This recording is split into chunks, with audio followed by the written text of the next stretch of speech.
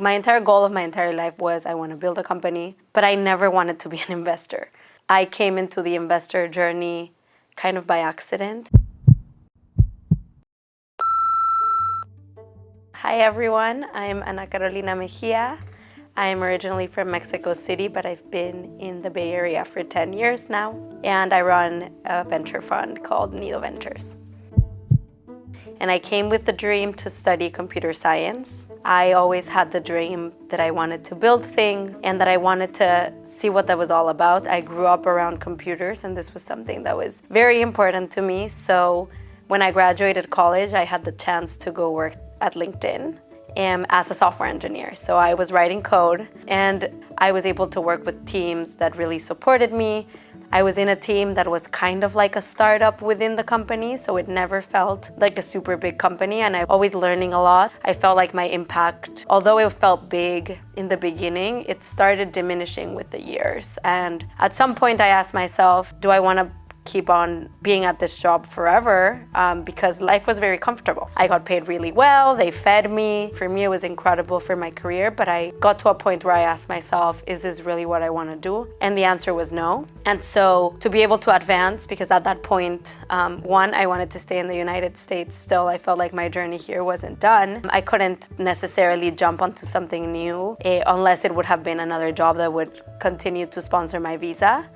So I decided to do my MBA. It's been kind of a whirlwind. I knew I needed to work on my business skills, and that's when I decided to do them.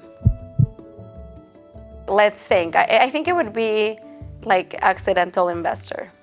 I came into the investor journey kind of by accident, and I'm happy to share that story. By the time I was doing my MBA with my co-founder, we had started doing some angel investing, because we wanted to build a company. Like, my entire goal of my entire life was I want to build a company, but I never wanted to be an investor.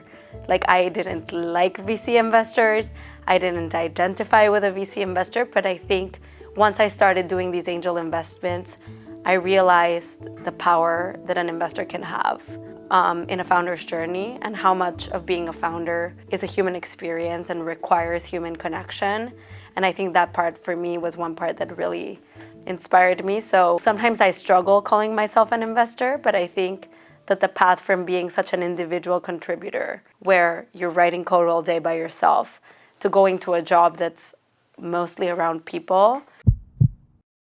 I'm just going to say I'm a venture capital investor, which is a very particular kind of investor. And basically when they do that, they give me full ownership of investing their money, which is a very important part, and that's why it's called limited partner. This is an investment that they do knowing that it will probably take around 10 years for us to return the capital, so it's a very risky and particular form of investment.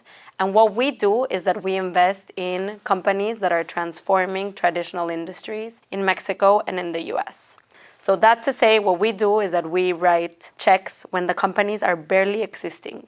And the last thing I'll say here is, at my stage, as I mentioned, the companies don't exist, or they barely exist. So a lot of my role as an investor is not only the capital, but being on this journey with the founders and helping them. Our expertise as a fund is that we help them with either their go-to-market and finding clients, or the product and technology, which is where my software background comes in.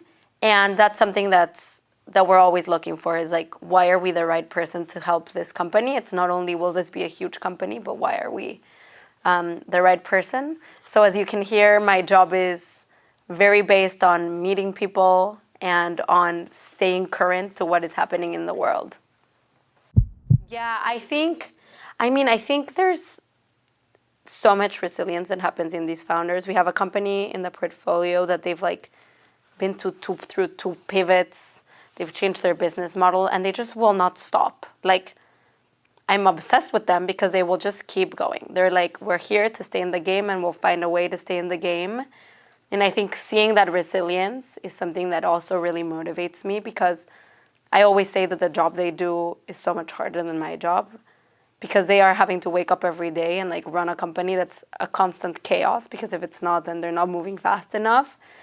And so I would say they all have a very particular story, but I think the ones that are just going and being like, it's not through here, okay, let's find another route, are the ones that really Like they really fill me up and that make me want to give them all of my time. And then I think another thing that's very beautiful about the startup ecosystem is that founders really like helping each other. And that's also another thing that really I find gives me a lot of motivation in my work, is seeing how much they're willing to help and seeing how there's so much of a community that's created around building. Sometimes I'm jealous of the founders. Sometimes I'm like, should I do that? I know that I don't have it in me to build that kind of company, and I did think about it a lot before becoming an investor.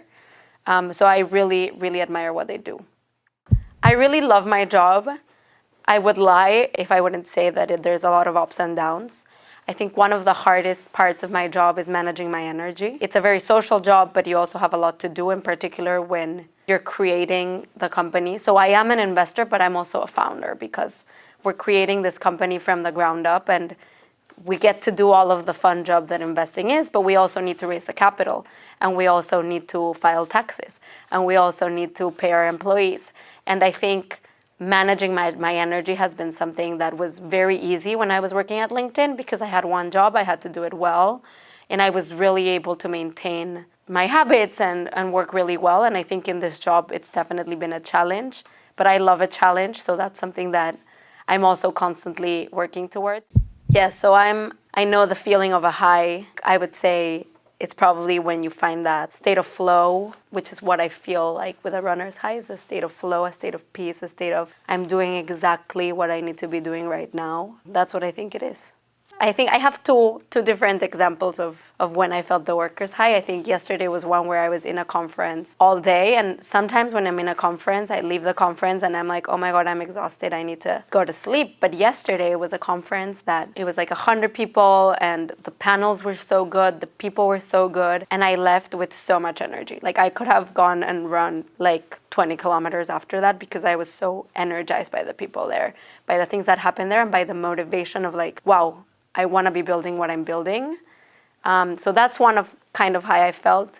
I've also felt another different kind of high when I love building internal products for us to be more productive. And I think I've also felt a really intense sense of high, like working in certain products. I still code for my company. I still build products. And I think recently we've been building certain internal tools that in building them, I feel this sense of peace and knowing that I'm creating something that is going to make our lives so much easier. And the act itself of thinking through processes and thinking, okay, this is what we're struggling with.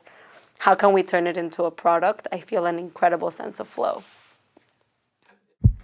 I would say that the most important thing to make it is to just stay in the game and figure out a way to stay in the game, to drink more water, sleep more, and just stay in the game, because the ups and the downs will always be there. And that when you think it's very low, like it's going to get lower at some point and it's going to get higher at some point, and just persist and stay in the game.